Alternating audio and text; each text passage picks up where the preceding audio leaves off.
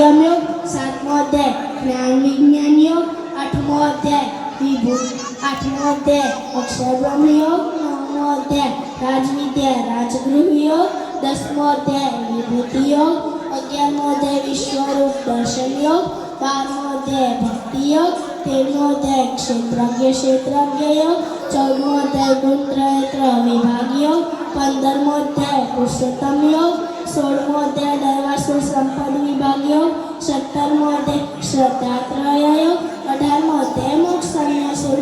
अस्तु। जय हिंद, जय भारत। Thank you.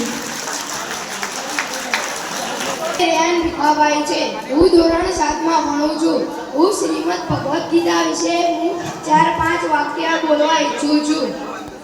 શ્રીમદ ભગવદ ગીતા એકમાત્ર હિન્દુ ધર્મ પવિત્ર ગ્રંથ નથી, પરંતુ તે સમગ્ર માનવ જીવન માટે જીવન જીવવાની કળા શીખવતો એક અદ્ભુત માર્ગદર્શક ગ્રંથ છે। મહાભારતના યુદ્ધ દરમિયાન જ્યારે અર્જુન પોતાના સ્વજનો સામે શસ્ત્ર ઉપાડતા અચકાય છે અને વિષાદમાં ડૂબી જાય છે, ત્યારે ભગવાન શ્રી કૃષ્ણ તેને ઉપદેશ આપે છે। તે ગીતા તરીકે ઓળખાય છે।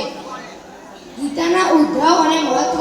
કુરુક્ષેત્રના રણ મેદાનમાં પાંડવ પુત્ર અર્જુન જ્યારે મોહ અને મમતા કારણે કર્તવ્યચ્યુત થાય છે, ત્યારે શ્રી કૃષ્ણ તેને જીવન અને મૃત્યુ, આત્મા અને પરમાત્મા તેમજ કર્મ અને ભક્તિનો સાચો અર્થ સમજાવે છે। ગીતામાં કુલ 18 અધ્યાય અને 700 શ્લોક છે।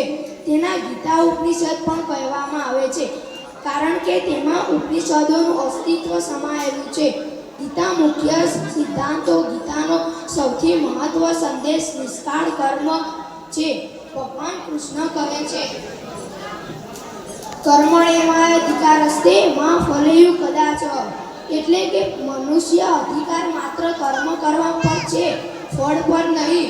ફળ આશા રાખ્યા વગર કરેલું કાર્ય જ મનુષ્યનો પરમ શાંતિ તરફ લઈ જાય છે। આ ઉપરાંત ગીતા આત્મા અમરતા વિશે સમજાવે છે।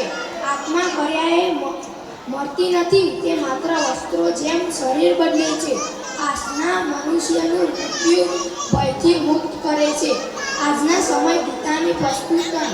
વર્તમાન સમયમાં જ્યારે માણસ પ્રવાહ, ચિંતા અને અસ્થિરતાથી ઘેરાયેલું છે, ગીતા એક શીખવ છે કે શ્રીમદ ભગવદ ગીતા એ કોઈ ચોક્કસ શાંતિ કે સંપ્રદાયના તિલક જેવા મહાનુભાવે એ ગીતામાંથી પ્રેરણા મેળવી હતી। ગાંધીજી તો ગીતાને પોતાની માતા કહેતા છે। મુશ્કેલીના સમયે હંમેશા તે મને સાચો રસ્તો બતાવતી। ગીતા એ જ અંધકારમાં પ્રકાશ કે લાવતી એક દિવ્ય જ્યોત છે। એવો અહીંયા બોલશે, સ્કૂલમાં બોલશે, પછી ગમે ત્યારે કોઈ પણ એક્ટિવિટીમાં પણ એ ભાગ લઈ શકશે।